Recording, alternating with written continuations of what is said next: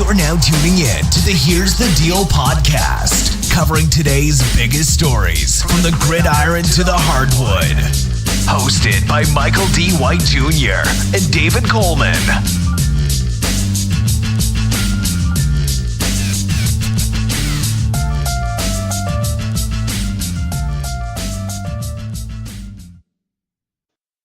What's going on, everybody? Welcome to episode 9 of Here's the Deal with Michael and David. I am one of your co-hosts, Michael White. Of course, I'm here with my friend David. What's going on, man?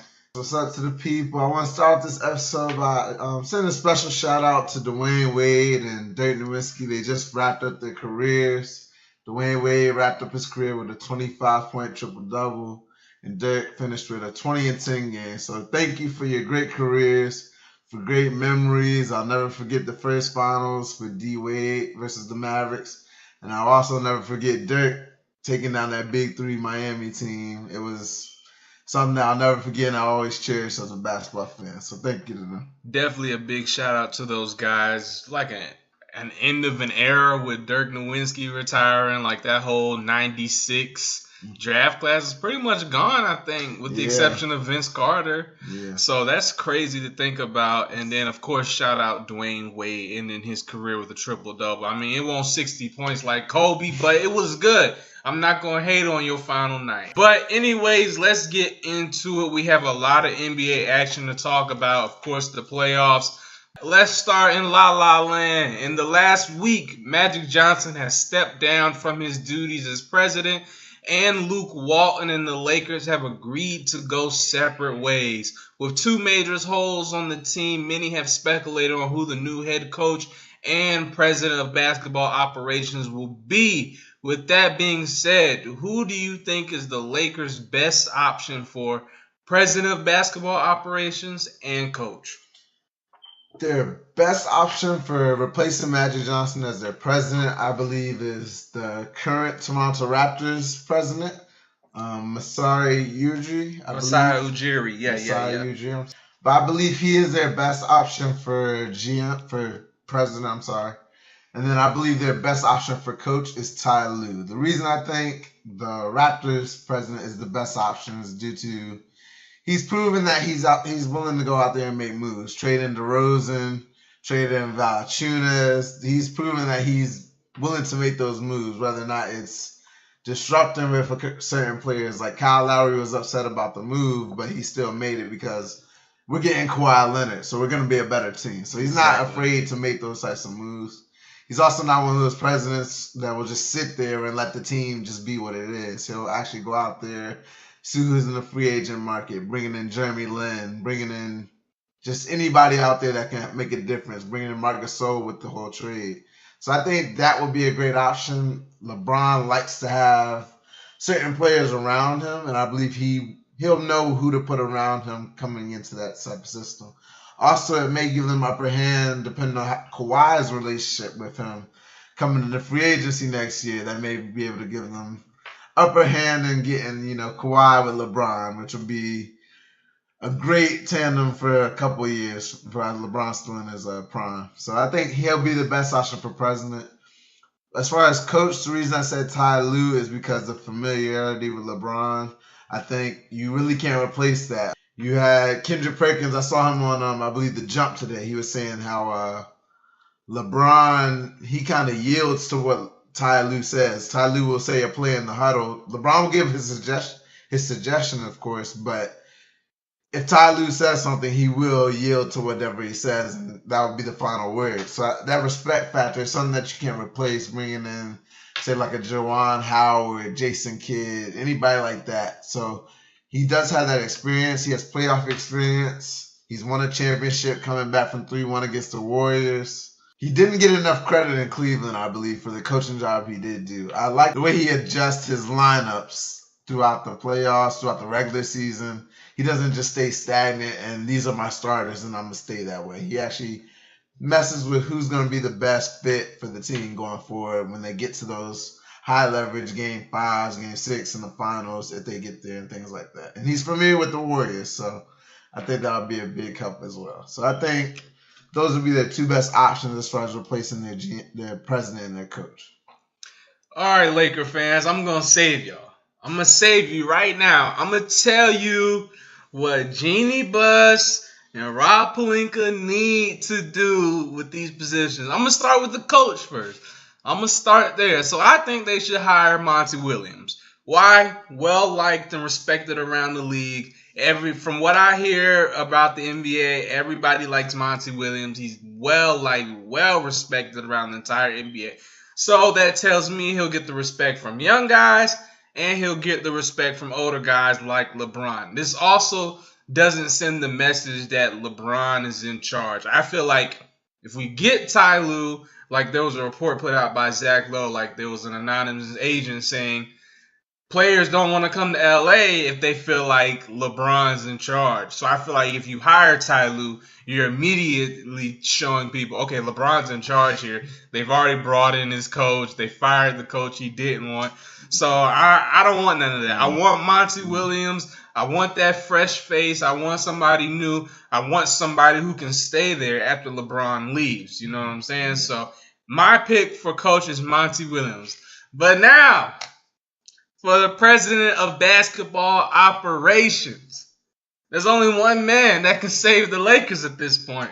And I think we should hire none other than Kobe Bryant himself. Now, look, I know it's funny, it's wilding. But look, I'm going to tell you why I think Kobe would make a good president for us. So he's a hard worker.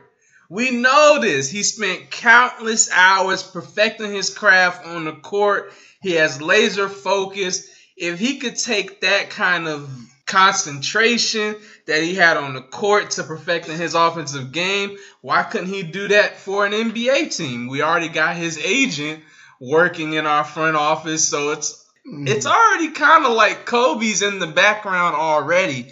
But he also has vast NBA knowledge, one of the highest IQ players to ever play in the NBA. So to me, that makes me feel comfortable because I know he'll understand how to put a team together. I feel like Kobe, in this stage of his life, able to sit back, look at everything. I trust him to put the team together.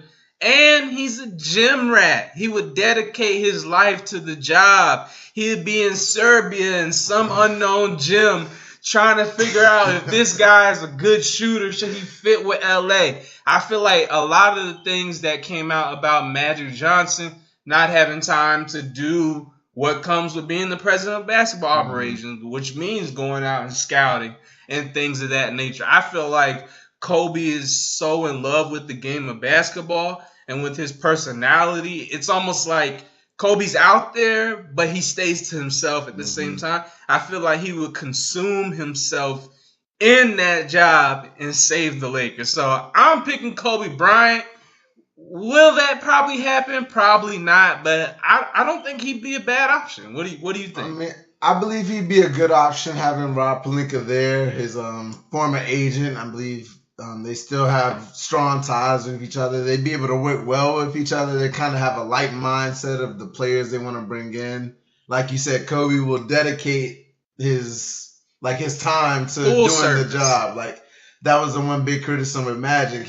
Rob Pelinka would come in and joke around about where's Magic because he's never really with the team. He has so many other things he's interested in with the Dodgers and other businesses, Starbucks. He has so many other things that he's invested in. He's not allowed to put that time in with the Lakers that you need when you're the president. You need to actually be there you need to put in about 80 hours a week, if not more, if you're going to be the president of an NBA team, if you're actually serious about doing that job. So that's why I think Magic did step down because it was becoming too much. He wasn't able to tamper the way he wanted to. That's what he said. He wasn't able to, basically congratulate players for the great things that they're doing. He wasn't able to do all those things that Magic used to do. He couldn't tweet. That's basically what I got out of that. Magic, you stepped down because you couldn't tweet no more. I'm still kind of mad at you for that, but we're not going to get into that. As soon as he stepped down, he did start tweeting again. He did start tweeting. But I think Kobe is a good option. I don't think it's likely to happen, but I would not be mad at that at all. I think he would do a great job as the president. Another reason I just think the players that we're trying to attract now, I think the players in the NBA respect Kobe. Like, think about the age of some of these players. They grew up. That's probably one of the first. A lot of these guys, they didn't see Jordan. They didn't see some of those guys. They saw Kobe growing up. They saw LeBron. You're starting to see a lot of that with like the players voting and things like that. As you see when we were talking about the whole GOAT conversation with the Athletic last week, you saw how Kobe was right there with LeBron. Right where he should be. It's okay. Yeah, exactly. And the players understand how much skill and how much dedication Kobe really put into the game. Like, it wasn't just, he was a crazy athlete. He really put that time in. And that's why a lot of the younger players, when he was near the end of his career, were like not like him because they weren't willing to put in that time the way Kobe was. He's in the first one in the gym and also the last one out of the gym. You may have a great time the night before, but he's going to be in there 5 o'clock in the morning lifting weights, putting up shots. And a lot of young players, especially in today's generation, they're not willing to do that. So that's why you get a lot of the, bittersweetness with Kobe and not everybody willing to, put him in his rightful place. But I think if he was to join the Lakers, a lot of them would appreciate him and they would respect him. And see, that's the only thing I kind of have like my negative type of things about Kobe, him getting the job.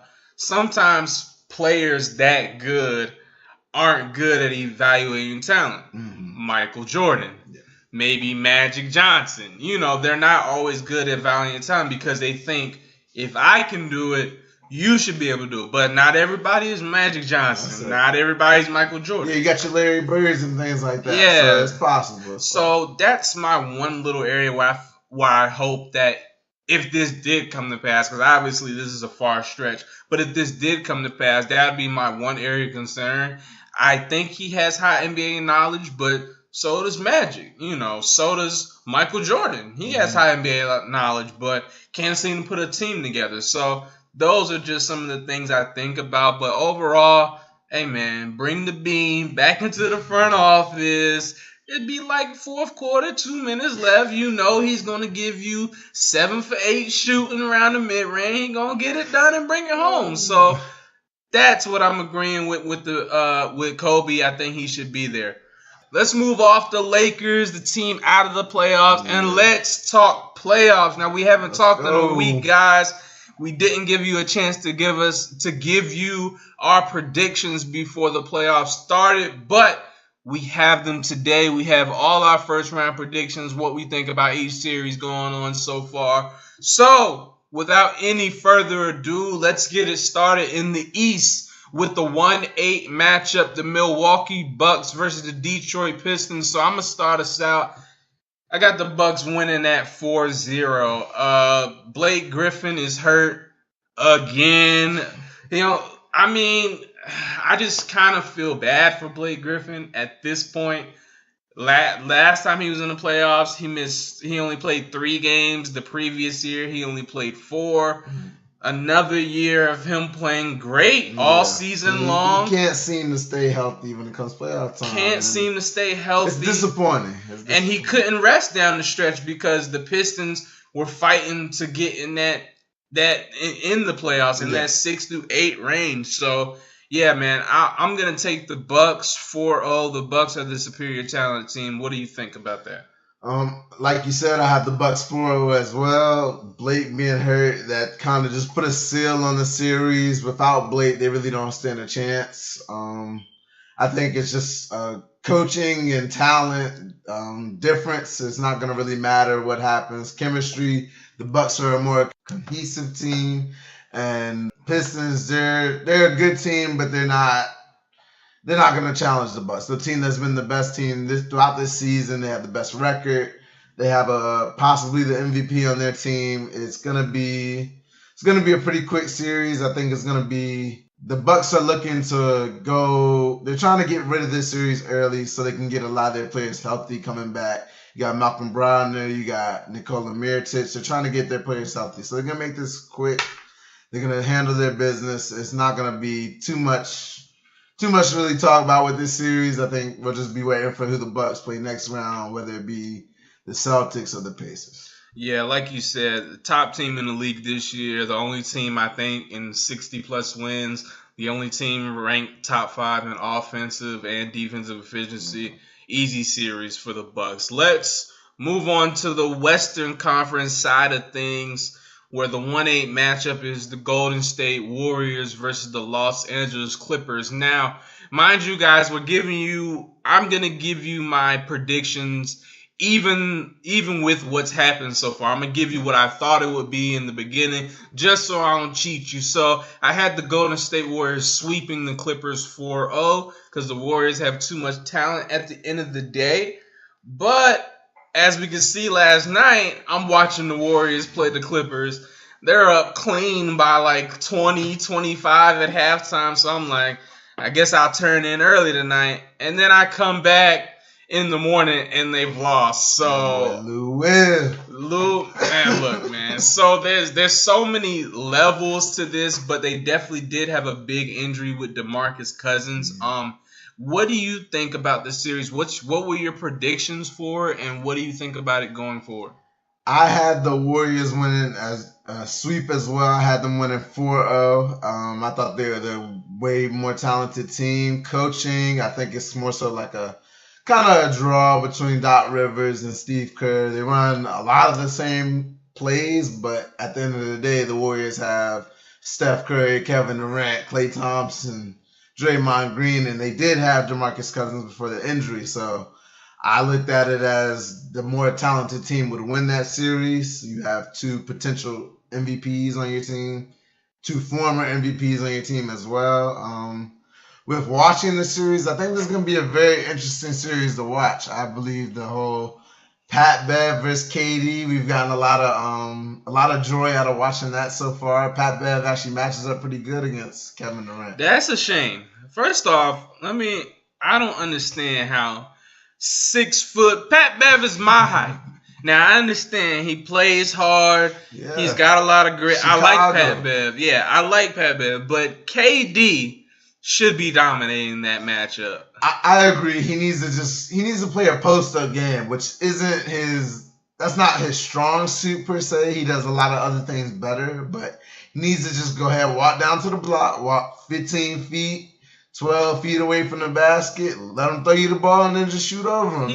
He's not blocking that. He's 7 foot. Exactly. Just don't put the ball on the floor. That's kind of the troubles he's having with Pat Bev. He's not allowed to dribble the way and getting that rhythm that he likes to get in, going left to right. He's not able to do that with Pat Bev. So that's the reason he's really having trouble, and he just needs to adjust his game. That's the way, great players adjust. So that's what he needs to do in order to not let Pat Bev get the best of him, getting him ejected in the first game, getting him fouled out in the second game, and then making that great comeback. 9 turnovers in the second game too. Very uncharacteristic of Kevin Durant. Yeah, but that's gonna be something to watch with the Warriors. They are known to throw the ball away, let silly turnovers get out of the way.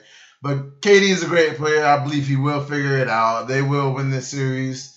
The Clippers, right now the series is 1-1 with being today. So, I believe it still will be a 5-game series. They'll win 4-1. The Warriors will handle business. That whole blowing the 31-point lead, it's not going to have much effect on them as far as how the rest of the series go. It's just make them more assertive in everything they do. They're just going to be a lot more direct. They're not going to be, we're up, so we can just relax. They know the Clippers are a gritty team. They know they can make comebacks. So they're going to be very, very quick in shutting this team down because they know they need to finish this series early for the team they have to play against next. Definitely a big wake-up call for them losing after being up by, 31 points, 35 points. So that 3-1. But let me ask you this question, because you have the DeMarcus Cousins injury where he's expected to miss probably the entire playoffs, which is unfortunate for him. Yeah. A guy out here looking to prove he can still play. Looking to play for a big contract, and then he goes down with a torn quad. So with that being said, seeing how they responded after that, losing to the Clippers, do you think the loss of DeMarcus Cousins will affect the Warriors' chance at a championship, or do you think they'll keep clicking?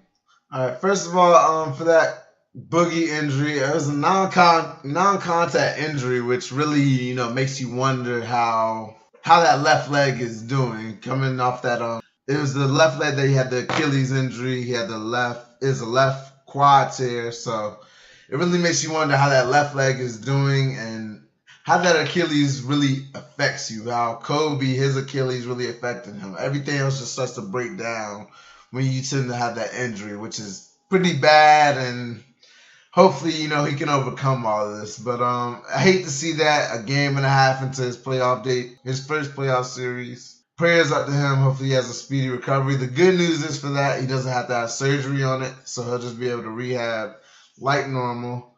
But I believe it will have a pretty significant impact on them coming throughout the playoffs. We saw Boogie Cousins. He had one of his best games of the year against Clint Capella, which is who I assume they will be playing next round. We'll get to that later. Having him go down with injury, it really affects their depth. It gives you one less player that you have to worry about on the floor, one less player that stretches the floor, because you're going to be replacing him with Andrew Bogut or Jordan Bell, who are good players, but they're not nearly the player DeMarcus Cousins is on the offensive end. Also with that, it makes their team, I believe they do gain a little bit with him not being there, as weird as that sounds, because when we see the best version of the Warriors, they have a ton of ball movement. They're always swinging the ball. With DeMarcus Cousins, it's a lot of dumping the ball down there and running the offense through him. So I think it's a little bit of a different feel for the team. So I do believe it will have an effect for them throughout the playoffs, not having a go-to scorer when KD or Steph is off the floor. And just having that big man that can be dominant, having Jordan Bell and Andrew Bogut, they're not going to give you 20-plus points, let's say 7 rebounds and 5 assists. They're not going to do that for you. So you're going to have to find that in other players. Granted, KD and Steph, they can carry that scoring load, but also having that big man that can bang with the other great centers in the West is going to be difficult to replace. Yeah, when I look at it and I look at them losing DeMarcus Cousins, I mainly just look at it as them losing a move, a punch. They have the perimeter game with Steph and KD and Clay, and then they have the times where they slow it down and they just dump it down to DeMarcus and tell him to go to work. I think they lose that. Will it affect them going forward? I think it might. Like, over the last part of the season, they had really integrated DeMarcus Cousins to a point where it looked like they were almost running their offense through him. Yeah. So do I think they'll still progress in the playoffs? Yes, but in a series against a team like Houston next round where you need all your horses gunning, that could be problematic for them. So we'll see what happens with that. I think it's a small blow, but I think it could be a critical blow with the wrong matchup. So yeah. We'll see what happens with the Warriors in that. Go ahead. Yeah, you still got 4 All-Stars, so I mean, it's one of those things where it was nice to have Boogie, but you don't have to have him in order to. With the Warriors, we expect them to compete for a championship, so they don't have to have him in order to do that. But it was a nice other option to have when KD, Steph running out there. Maybe Clay's not hitting that game. You have Boogie to go to in the paint. So, I mean, I don't think it's going to be a big blow, but it is something that does matter a little bit as far as, not having an all-star always matters. So. Right. Now, let's kick it back over to the East and talk about the 2-7 matchup where we have the Toronto Raptors versus the Orlando Magic. Now, my original prediction for this series was 4-1. And right now, I feel like we're shaping up to head towards that 4-1. What is your prediction for that series? My prediction had the Raptors in 6 games, so a 4-2 series with the Raptors winning.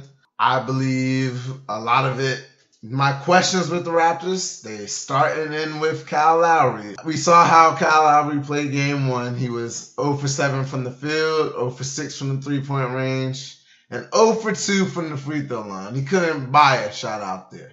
He's historically terrible in game 1s, which is just a mess out there. And It doesn't make sense to me. If I'm Nick Nurse, I'm starting to look at maybe I should start Fred VanVleet throughout these playoffs because he gets it done. He knows what he needs to do out there. He has other great players around him. You have Kawhi Leonard. You have Pascal Siakam. You have Marc Gasol or Ibaka. Who's ever out there with him. Danny Green. Like, that's a great lineup to have out there with you. There's no reason you should be going scoreless in a playoff game.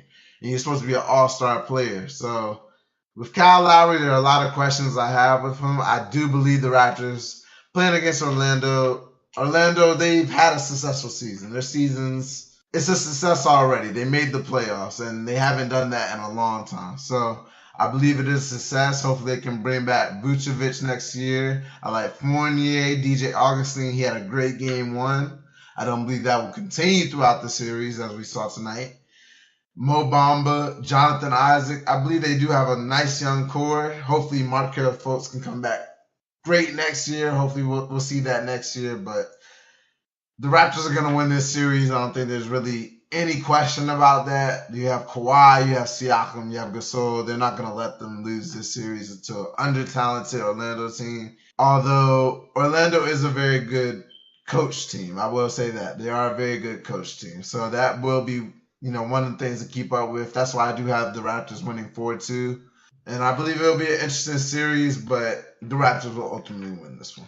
Yeah, I agree with you. Magic got a game in there. I expected them to win the game. I didn't expect them to win it on the road. I figured they'd get it at home. But ultimately, at the end of the day, the Toronto Raptors roster compared to the Magic's roster, there's no comparison. First off, Kawhi Leonard by himself, there's nothing the Magic can do with that. They can't put Jonathan Isaac on him, even though he's 6'10", he's too slow. They're trying to put Aaron Gordon on him. Hey, look, man, it's just not. Answer. It's no answer for that. I like Toronto. I like their roster. Kyle Lowry, you're right. He has to be good all the time, do the whole playoffs. He needs to be good. I don't care if they have Kawhi. He needs to show out. I didn't think that 0-for-7 game was going to be I didn't think that was going to be him, but still, he cannot have games like that. I don't even think he has to show out. I think he just has to be at least be the player that we expect you to be. You don't have to always be at that all-star level, but at least give me, 12 points and 6 assists. He needs to be a threat. You just need to be a threat. Honestly, Kyle Lowry could have scored 0 points last game and gave me 10 and 10 rebounds and assists. And if they would have won, I would have had 0 issues because there's so many options. But when you give me 0-for-7,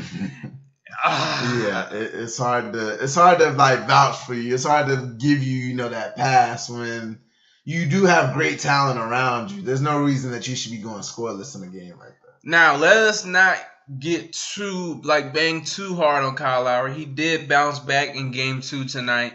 He had 22 points, 7 assists, 4 rebounds on 8 of 13 shooting. So definitely a great bounce back game for him. Is it like game 1 jitters or something? It could be, because a lot of the teams that I didn't think would be losing their first game lost their first game. Yeah, so I think that was just like a wake up call. Hey, Toronto, Orlando's a pretty good team. They're not pushovers. They're not pushovers. Orlando's okay. They're okay. They have an all-star on their team. They have some scorers here and there, and a good defense. They're a good defense team. My boy Marlon, he's a big Magic fan. He always telling me I need to shout them out. I don't see many reasons.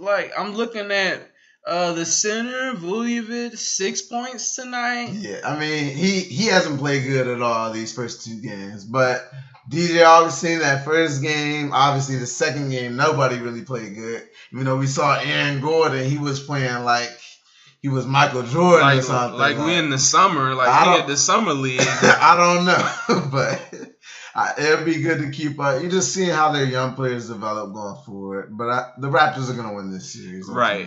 Definitely the Raptors. But let's move on to our next series over in the West, the 2-7 matchup where we have the Denver Nuggets going against the San Antonio Spurs. So this is my first upset alert. I have the Spurs winning this series. Not only winning it, I have them winning it 4-2 on the road in Denver. Gonna take this series. Why do I feel like that? Denver, to me, is just, they're the Hawks of a few years ago. Really, really great really great regular season. But to me, Denver's still young. Who's their veteran? Paul Millsap. Yeah, Paul Millsap. I don't trust Jokic. Like, everybody tells me how he's this and that. But I can tell you what he not is, and that's a defender.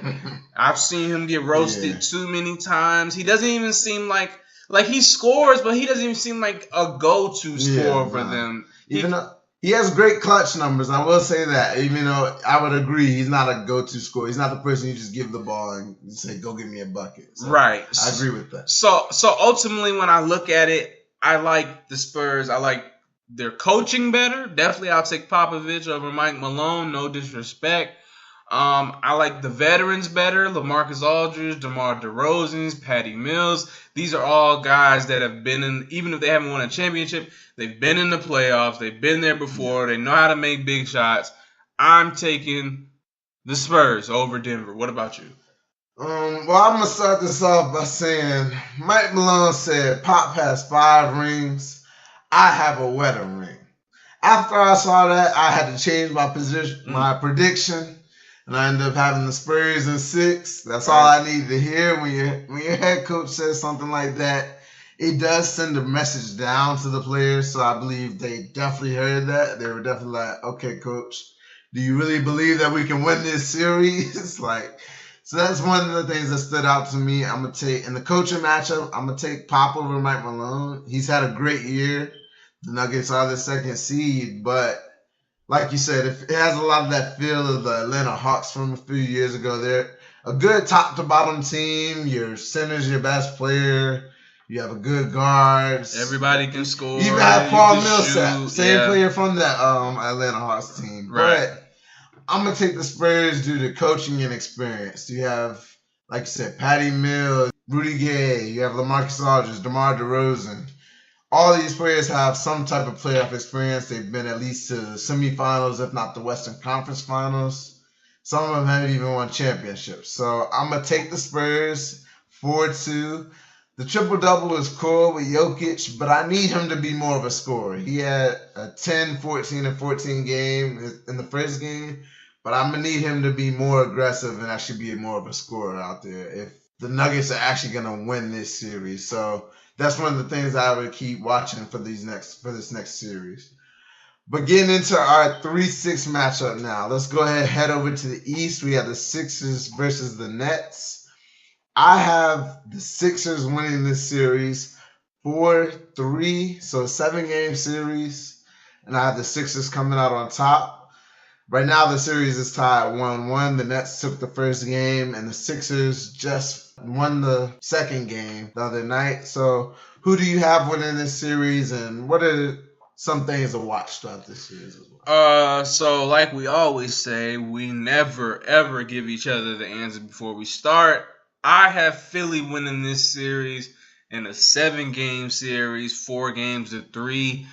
Interesting things to watch in this series is definitely, to me, the benches. Watch the benches. We know about Philadelphia starting lineup. You could argue it might be the best starting lineup in the league. It's definitely in that top 3, I would have to say. But when you look at the benches, who does Philly really have that you can count on from the bench? To me, it's nobody. I don't think they have anybody on their bench that they can count on a night in and night out basis to give you consistent output. But when I look over at the Nets side of things, you got LeVert coming off the bench now. You got Spencer Dinwiddie coming off the bench now. Yeah. These guys can give you buckets in seconds. That's what I like about the Nets in this series, and why I think it's going to be such a tough one is the Nets can get really, really hot from 3, and they have streaky scorers all over. I didn't even mention D'Angelo Russell, their leader. But when you look at that, you have D'Angelo Russell, you have Jared Allen, you have Ed Davis, so you have some size to. Of course, you're not going to stop Embiid, but you could give him a challenge, and he's hurt right now. Yeah. So I think that plays into the Nets' favor. The only reason I'm really picking the Sixers is because come on, Jimmy Butler, Ben Simmons, Joel Embiid, you should beat the Sixers. They're not rocking. Yeah, you should beat the Nets. Excuse me, but yeah, I'm gonna go with the Sixers in 7. But the Nets can get hot if they won this series. I wouldn't be surprised, and then Brett Brown would definitely get fired. So with this series, the Sixers struggle to guard the 3. The Nets make 3s. Exactly. The Sixers struggle with shifty guards. The Nets have 3 guards that kind of fit in that category with D'Angelo Russell, Spencer Dinwiddie, and LeVert. Right. They all kind of fit that category. But with that being said, I do still have the Sixers winning. So it's going to be, I believe it is going to be a 7-game series. It's going to be a drawn-out series, which is going to be, that 7th game is going to be interesting because if Ben Simmons isn't the player that we all expect him to be, it could easily go the Nets' way, I believe. But it's going to be, we're going to see a lot of importance in the coaching in this series. So we have Brett Brown, who I said he's a middle-of-the-pack coach to me. He doesn't really do anything special. He doesn't run any great plays. That may have to do somewhat with the lineups he has, but as a coach, you have to figure that out. But Kenny Atkinson, the Nets coach, I believe he's a very good coach. I believe he does the best with the talent that's available to him, which is opposite of what the Sixers do. They somewhat don't play up to the level that we all expect them to be. We all expect the Sixers to be maybe a championship contender, and a lot of that may have to do with Ben Simmons' jump shot. A lot of this does fall on Ben Simmons. I will say that. A lot of this does fall on him continuing to develop and be a better player, but there's a certain point where Brett Brown has to make all of his players effective, put them in positions to be successful. So let me ask you this, because there's a lot of talk about Embiid and Simmons, that parallel, that work. So do you think that combinations of Embiid and Simmons will work going forward? What's their ceiling? Do you think that team needs to stay like that? Should they change it around? How do you think that works? With the current players, with the big 4 that they have, and Jimmy Butler, Tobias Harris, Embiid and Simmons are kind of like their 2 biggest stars, I would say, right? So that's kind of what we're judging them off of. I believe they can win a championship with that team. It's just Ben Simmons has to take those next steps. Actually shoot those shots, those 15-footers, those 12-footers. You don't even have to shoot threes at this point.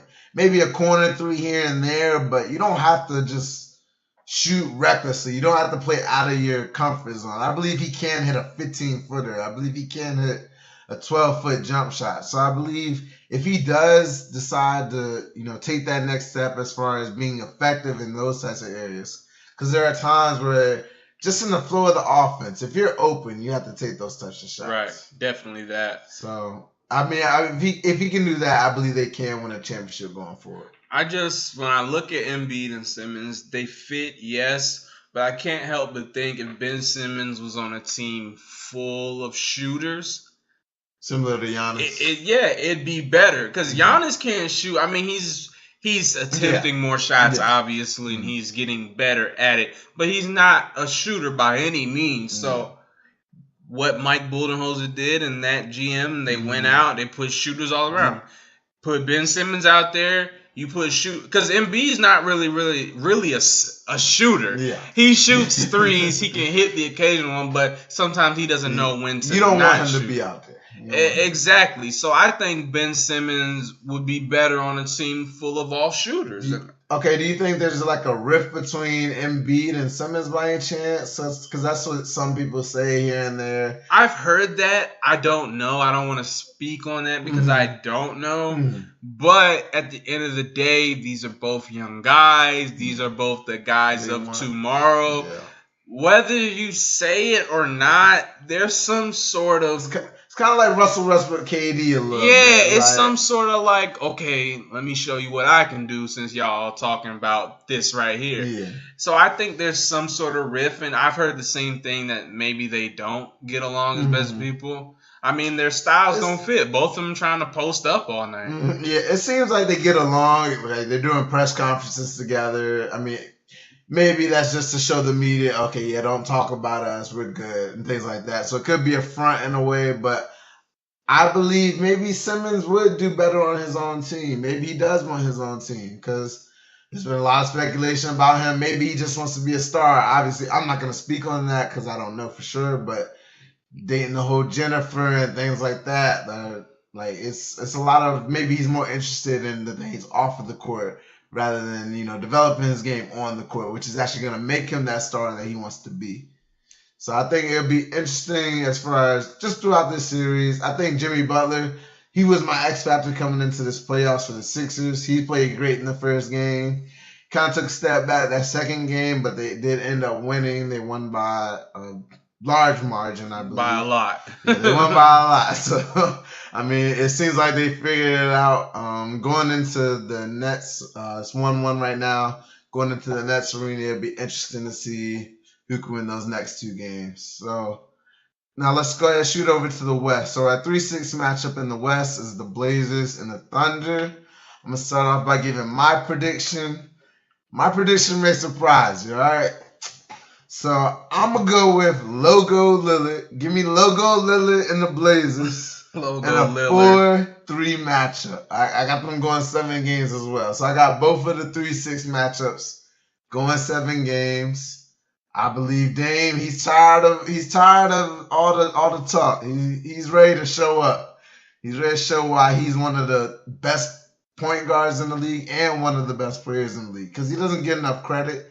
Every year we come in, he's always talking about how he's underrated, how he doesn't get enough credit. So I think this is the year where at least this is the series where he pushes through and gets them past the first round, maybe even making a run through the second round, because I do expect them to play the Spurs, and they may make the Western Conference Finals if that's the case, in my opinion. But who do you got in this 3-6 matchup? 3-6 Blazers and OKC. I have this series going 7 games.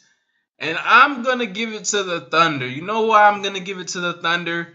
Because they have the most pressure on them. They need to win. Russell Westbrook hasn't made it out of the first round since KD left. We all know about playoff P, supposedly, what he is about in the playoffs.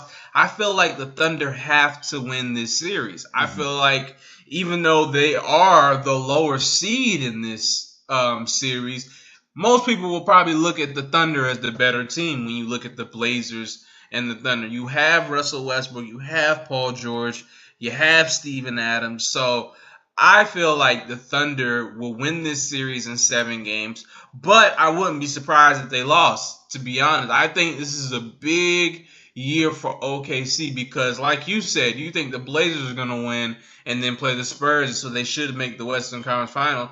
I think for OKC, this was a match made in heaven for them as far as path to the finals. You get the Blazers in the first round, either the Spurs or the Nuggets. You avoid Houston and Golden State altogether. So, yeah, I'm going to take OKC. They have a lot of talent. They rebound the ball really well. The only thing that worries me about them is they don't shoot the ball very well. Mm-hmm. And when you're going against a team like Portland with CJ McCollum and Damian Lillard, that can get a little hectic right there. Yeah, they got real shooters over there. Another reason they should win, to me, there's no Nurkic there. Like, I'm kind of giving Dame another pass this year because they lost their rim protect. Now they're putting Enes Kanter in the starting lineup. Hey. And, I mean, he had a good game the other night. He had a good game. Let me not get crazy. Yeah. But we all know that he's not a defender whatsoever. So I feel like Steven Adams should be eating. I feel like they should be attacking the paint. They should be putting Enes Kanter in every pick and roll known to man. The Thunder better win this series, or I'm gonna have a lot to say. Period. That's it. This is the most interesting series to me. You got Dame versus Russ. You got playoff P in full effect. He's already making excuses about his shoulder, which I don't like, but I mean, he seems to always have an excuse for why he has bad games. Granted, he may actually be injured, so I don't want to, put all the blame on him as far as why he's not showing up. But if you're out there, I do need you to produce. I need you to at least be somewhat of the player that we have in the MVP conversations. Like, don't just give me, I'm not feeling, I haven't really had a rhythm these last few weeks, but I don't really feel pain in my shoulders. Like, figure it out, in my opinion. I believe Russ is very hit or miss to me. Looking at that game one with him guarding Damian Lillard, he either he plays defense or he doesn't, which gives me a bittersweet feeling about him. Granted, he does always fill up the stat sheet. He gets you that triple-double, so he's always effective out there. But he's very hit or miss when it comes to the defensive end. Sometimes he will give you that full effort. Sometimes he'll just let people shoot the wide-open threes and things like that. Let's go ahead over to our 4-5 matchup in the East.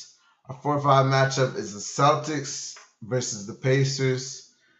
Who do you got winning this series and how many games? I got Boston winning this series in 5. I give Indiana 1 game because I respect Coach Nate McMillan, and they've definitely played hard since losing Oladipo earlier in the season. But at the end of the day, when I look at Boston, I see Kyrie Irving, I see Jason Tatum, I see Gordon Hayward, I see Brad Stevens, I see all these pieces that the Celtics have. And people forgot because they struggled all season, but a lot of people had the Celtics written into the finals this year. So I'm not saying they're going to reach that level. Only time will tell. But I do think with the talent they do have, when you have Rozier and guys like that, I think they'll make quick work of the Pacers, especially since they don't have a superstar. Boston definitely has the best player on the court at all times. So I'm going to go with Boston 4-1.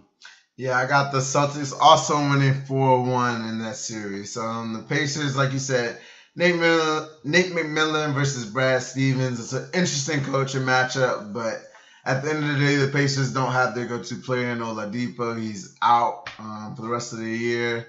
So, I mean, if they did have Oladipo, I think the Celtics might actually be in some trouble, but being that he's not there, I do have the Celtics in 5 games.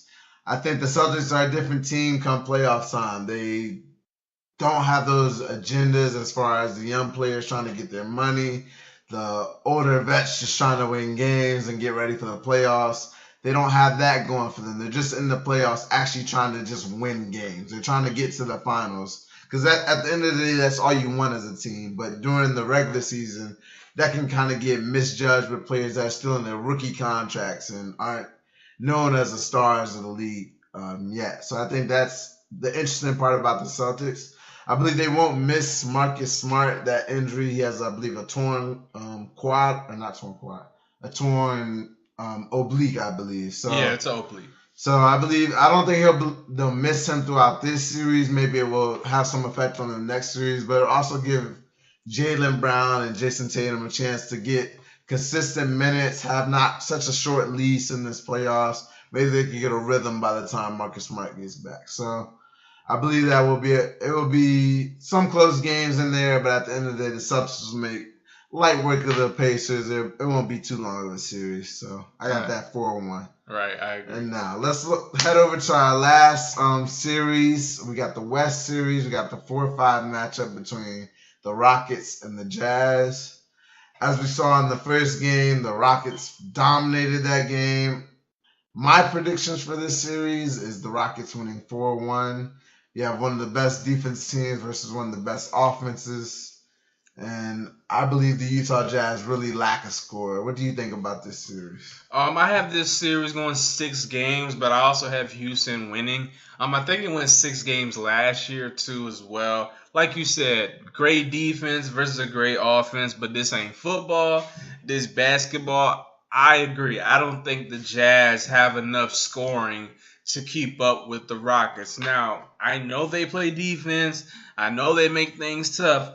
But if the way they play Harden in the first game is how they plan on playing for the rest of the series, this might be a sweep. Because that was horrible. I hated it. They tried to copy exactly what the Bucks did during the regular season against Harden, where he had a bad night. It didn't work at all for them. Like I said, Houston, James Harden, Chris Paul, Clint Capella, Eric Gordon, Gerald Green, Daniel House. Houston has too many options. I think they'll end up shooting the Jazz out of the building. Yeah, the midseason additions played great. You had Fareed, Austin Rivers, Daniel House. They all played really good in the first game. I love how D'Antoni, he didn't shrink it to a 6 or 7 man lineup. He kept it nine men deep with the starting lineup. And then you had Fareed, Austin Rivers, Daniel House, Gerald Green off the bench. So I believe that's a very strong and a very encouraging sign going forward. Because a lot of the times throughout history, D'Antoni shrinks his lineup a little too much. And that's why we've seen in recent years Harden run out of gas, Chris Paul get injured, things like that. So I like that about it. I like the way Chris Paul looks. He's continuing to look great since coming back from that injury at the All-Star break. He's hitting tough shots. He's having those fast twitches that we're used to, seeing from him as a point guard. He really gives us balance instead of just taking threes and taking everything to the rim. He does shoot the mid-range jump shot, which neutralizes Gobert in a way because he doesn't just go to the rim. He'll bring Gobert to the perimeter. He may pull up on him on the mid-range. He doesn't really know what to really expect. I think that's one of the big keys in this series, why it will be 4-1. Harden neutralizes Gobert and Chris Paul neutralizes Gobert. And that's usually who we have the ball. That's usually who has the ball in any situation. So with James Harden, I think he's taking a huge step with his floater game this season. Definitely. Throughout the summer, he's clearly been working on it. That's maybe the final step in his game as far as being that unstoppable player. That's why we see him averaging 36 points this season.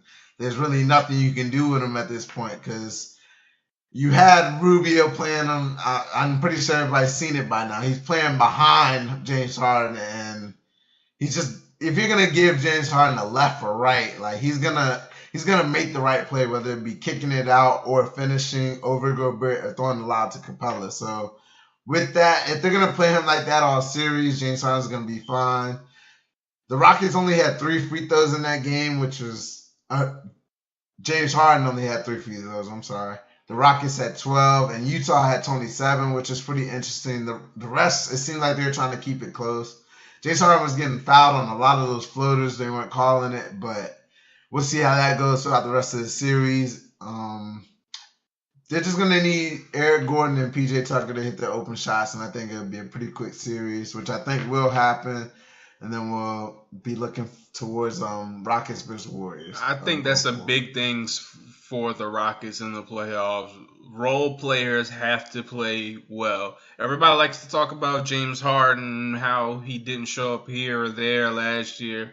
Let's not forget, Trevor Ariza was 0 for 9, 0 for 11, 0 for 12 in that final Game 7. It wasn't James Harden who missed 27 free throws. The Rockets, 3-pointers. The Rockets as a team missed that many in a row. So I think it's going to be key for their role players to really play up to their best. Austin Rivers, Kenneth Fareed, like all those guys you named. So, yeah, I think the Rockets are really gearing up for next round because I think we're going to get a hell of a second-round series versus the Warriors. Yeah, I look forward to that. As far as just finishing out this series, I don't believe James Harden is the choker that everybody says that he is in the playoffs. He does have those games. Granted, the Spurs series, the block with Ginobili, everybody looks at that as choking, but I credit that as a great play towards Ginobili. Also, in the elimination game, he shot 2 for 11 and had 6 turnovers, I believe. So those games, I will say those do qualify as choking games, but as a playoff as a whole, he doesn't really choke at all. In his elimination games, he is a little questionable. I will say that. He is questionable in his elimination games, but as a whole, he does show up. In the first game, I believe he had 29, 10, and 8. That's showing up. Obviously, he averages 36, so if that's what you're expecting, okay, yeah, he didn't play, I guess, the same way he plays throughout the regular season, but I also have never seen... Have you ever seen anybody get guarded the way he's been getting guarded lately? No, because they don't know how to guard him. That's the thing. It's a gimmick defense, and it's not going to work. The way you're guarding him right now, you have to play him straight up if you're going to have a chance. That's your best bet. And you're going to have to neutralize everybody else. So that's really your best bet. Just have him go out there, average 50 throughout the series. If he does that, you tip your hat to him. And put your best perimeter defender on him. And don't help. Don't leave Tucker in the corner. Don't leave Capella to help over. If your guy gets beat, he gets beat. Give up the 2. Mm-hmm. Don't let him keep getting people involved, because once he starts getting everybody involved, you don't know what to do. Right. They were trying to stop him from shooting a step back 3 and they were successful in getting him off the free throw line, even though I believe he should have had more, but he was still getting that step back 3 every now and then. So it obviously did not work, but I believe it's going to be a pretty quick series for the Rockets. So they'll be looking forward probably to playing the Golden State Warriors in the next round, which will be very interesting to see. That's all I have for the playoffs. I believe we got all of our playoff predictions in. So let's go ahead and head into our last topic of the day. So I hit my boy Michael up. I said we're going to go into our top 5 moments of the regular season. Top 5. To see, what moments really stood out to us, what we thought was special throughout this season. Because we have a great NBA season. Did you feel like it was a long season at all? It was definitely. It started getting long around that last month when the Lakers were eliminated for me. It was I was like, all right, come on, yo, let's start the playoffs. Those last 2 weeks were really long because it's like most of the playoff season was done. Even though a lot happened that last week, but it did seem like it was getting drawn out. But let's go ahead and hop into our top 5 moments. You want to start with 5 or you want to start with 1? Let's start with 5. Let's start with 5. All right, so what's your 5th moment? So my 5th favorite. Now, this is my list. I gotta say that every time because people be questioning my list. This is my list, so I'm gonna put on here what I want. So coming in at number 5 for me, my top 5 favorite moments of the season. I got the Dwayne Wade game winner against the Warriors, February 27th. I know we all saw. If you didn't see the game, I know you at least saw the highlight. Dwayne Wade gets the ball. He goes up for a shot. Kevin Durant tips it, catches it before he hits the ground, chucks it back up, goes in, and the Miami Heat beat the Warriors.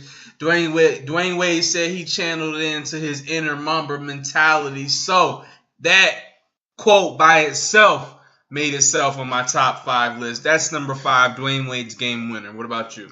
All right, my 5th moment was the Russell Westbrook 2020 game. R.I.P. to Nipsey Hussle. Shout out to Russ for doing that. It was a special moment. Coming off of that emotional week, that emotional event that happened. It's hard to do 2020 and 20. Like, it hasn't been done since Will. It was a special game, and it was just a special moment. I really appreciate I believe he really meant to go out there and do that. So if you have that mindset to go out there and do that, you're doing something special and something really great. So that was my 5th moment. I really appreciate what Russ does. I don't think sometimes he does get, slighted with what he does, but those triple doubles are something special. I will say that. I thought you was coming for my Lakers at first because that's who he did it against. He did it against my Lakers. I was like, I know this man did not bring that up. But okay, let's move to number 4. So number 4 on my list, favorite moments of this season. The Lakers-Rockets brawl, opening week, home opener, LeBron's first home opener in L.A., spit was flying, punches were getting thrown. Yeah, man. Rondo and Chris Paul. We went on to lose that game. That was just an exciting game. I understand we don't like to see fights, but I don't really give a shit. I like fights. I like seeing all that. I like seeing all the chippiness back and forth. Chris Paul, Rondo hating each other. I got that as my number 4 moment this year. I like to see a little bit of chippiness in the NBA. Man. Between that fight, you had the Ibaka coming up, snatching people by the neck. Like, you're too close. It makes it interesting. But my 4th moment coming in at number 4. Already been said, Dwayne Wade's game winner versus the Warriors. My favorite player of all time. Still showing he had some of that magic left over. So that's my 4th favorite moment. It showed me that Dwayne Wade, he still has something in the tank, but he's leaving on his turn. So I'm okay with that. All right, moving into number 3. My number 3 favorite moment from this year. Triple doubles for LeBron and Lonzo Ball versus the Charlotte Hornets. Now, I know some of you are like, oh, Lonzo, whatever. 2 triple doubles in one night. They became the first pair of teammates to accomplish that since Jason Kidd and Vince Carter in 2007, and the first Lakers duo since Magic Johnson and Kareem all the way back in 1982. So however you may want to spin that, it's an amazing feat. 2 guys on the same team getting a triple-double and a Lakers win, which I couldn't complain about. So that is coming in at number 3 for me. Triple-doubles. Okay, that's not bad. But my third moment, my third favorite moment was Derrick Rose 50-point career high night. It was a special moment seeing him, all that he's been through with his knee injuries, with, contemplating whether or not he really wants to play basketball when he was with the Knicks and things like that. Him having a 50-point career high night, it showed that I believe he's actually a better player now in his career. I'll always cherish his MVP year. It was really something special to behold. But it's great to see him bounce back and really put everything together and still be an effective player in the NBA. So that was my number 3 moment. All right, let's move on to number 2. Now, coming in at number 2 from my list, I have, of course, the Los Angeles Lakers. What is up with this Lakers list? Come on, dog. I'm all biased. All day. But I have a good one. Number 2, the Los Angeles Lakers beating down the Golden State Warriors on Christmas Day. Now, say what you want. Christmas Day was a rough day for Laker fans because that was the fateful day that LeBron tore his groin or injured his groin, however he wants to mix it these days. But before that happened, boy, was this such a thing to watch. See, people were dissing my Lakers. We was sitting at 20-14, 4th in the league. No one really thought we had a chance to beat the Warriors in Golden State on Christmas Day. We come out there and we blow them out. Then we lose LeBron and still hold on to the lead and finish capturing that win. So that, to me, was a great moment. Just as the team fully together, winning a game, overcoming the team that they thought was going to blow them out on Christmas Day. I picked that Lakers over Warrior Christmas Day beatdown. My number 2 moment, it has to be Jimmy Butler versus the Timberwolves. Like, that whole saga, I loved it. Jimmy Butler's competitiveness. He doesn't deal with Cat. He doesn't deal with Andrew Wiggins and their whole new mindset, the whole AAU mindset that they have. They're gonna go out there and get it. Him going into the practice with 4 bench players and beating the starters. Oh my goodness, I love that moment so much. It was something. I love that about Jimmy Butler. How he does. He has that old school mindset of, I'm gonna go out there and compete. If you're my teammate, I'm going to go out there and compete so I can know that you're going to, when we go out to the battlefield, you're going to be ready. You're going to be ready to play against the great players in the league. You're going to be ready to play against LeBron and James Harden. Like, I love that about Jimmy Butler. And it was really just one of the best moments of the season to me. And that whole saga before he got traded, just seeing him in the media day, things like that, it was really interesting to watch for those first couple weeks of the season. Yeah, that was a funny moment. Karl Anthony Towns, Andrew Wiggins, how you let Jimmy Butler come in there, but grab 3 G League players, say, hey, look, let's go, let's run it. As they had Jimmy Butler guarding Cat and talking about he wasn't ready, yelling at the GM like, come on, Cat. It was a crazy time. All right, let's wrap up our top 5 moments of the season list. We already know what number 1 is. Number 1. I don't even got hit. Actually, I feel like our number ones might be the same. I feel like that. But my number 1 favorite moment from this season, James Harden game winner versus Golden State in overtime. Without CP3 versus a fully healthy Warriors squad. Do I need to say much more about the shot heard around the world? I don't think I do. James Harden pulls up on 2 Warriors. It was like Draymond and Clay, I think. Yeah, Draymond and Clay. Both of them. He got fouled. Yeah, they could have called foul. All that. That was a great game. The Rockets, I think they won the season series with Golden State 3-1. That was one of their wins. No, who else wasn't playing for the Warriors that night? It was no CP3. The Warriors were fully healthy, which makes it even more amazing that they were able to pull out that victory because that was around the time where Harden was going on. Capella was no, I don't think.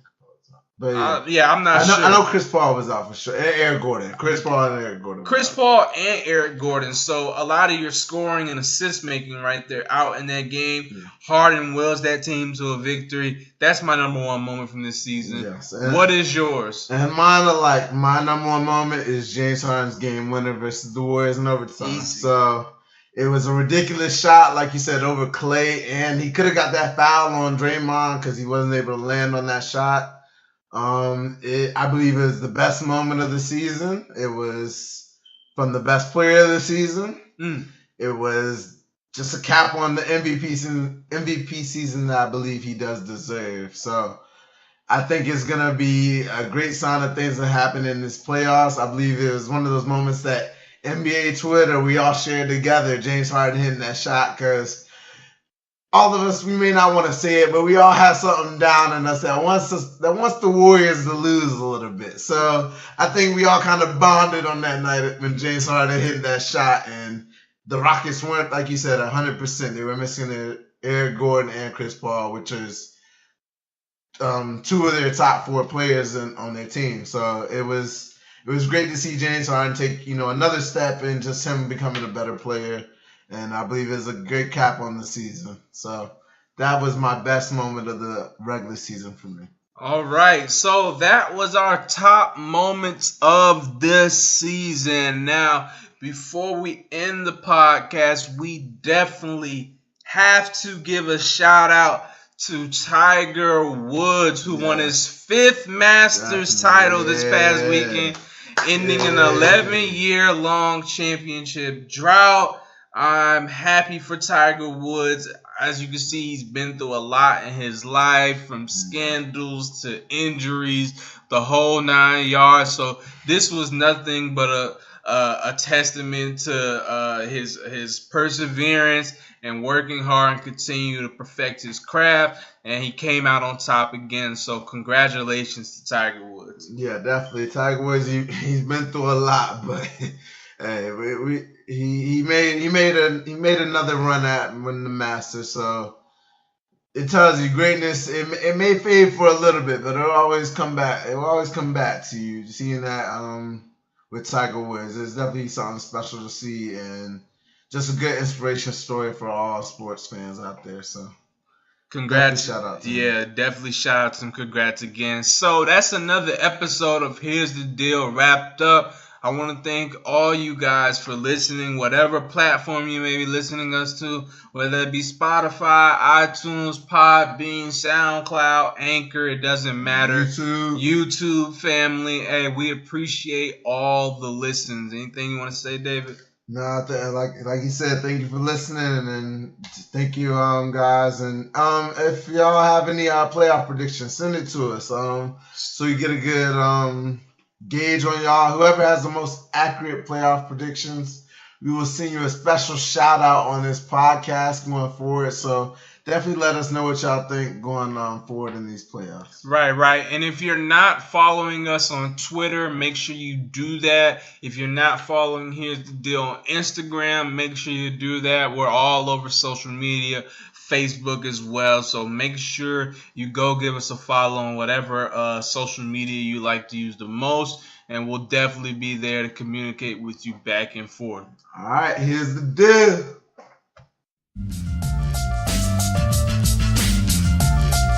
Thank you for listening to Here's the Deal podcast. Tune in for next week's episode. And don't forget to add the Here's the Deal podcast Facebook and Twitter pages.